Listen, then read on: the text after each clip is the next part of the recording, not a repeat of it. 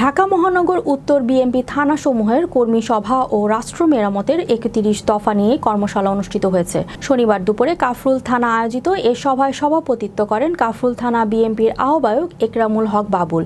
প্রধান অতিথি হিসেবে উপস্থিত ছিলেন ঢাকা মহানগর উত্তরের বিএনপির আহ্বায়ক আমিনুল হক। বিশেষ অতিথি হিসেবে উপস্থিত ছিলেন বিএনপির জাতীয় নির্বাহী কমিটির সদস্য মামুন হাসান, তরিকুল আলম তেনজিদ, ঢাকা মহানগর উত্তরের বিএনপি সদস্য সচিব মোস্তফা জামান ও অন্যান্য নেতৃবৃন্দ। ঢাকা মহানগর উত্তরে বিএনপি কর্মী সভায় অংশ নেয় ঢাকা মহানগর উত্তরের মৎস্যজীবী দলের কাফরুল থানা শাখার নেতৃবৃন্দ।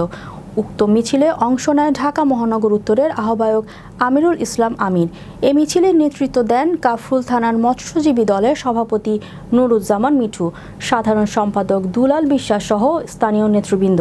এ সময় প্রধান অতিথিদের বক্তব্যে ঢাকা মহানগর উত্তরের আহ্বায়ক আমিরুল হক বলেন, সকল নেতাকর্মীকে ৩১ দফা বাস্তবায়ন করতে হবে এবং সেই সাথে সকলকে মেনে চলতে হবে। কর্মসূচি আছে আমাদের এখানে ৩১ দফা কর্মসূচি হচ্ছে আমাদের বাংলাদেশকে একটা স্বয়ংসম্পূর্ণ স্থানে নিয়ে যাওয়া, তলাবিহীন ঝুড়ি না।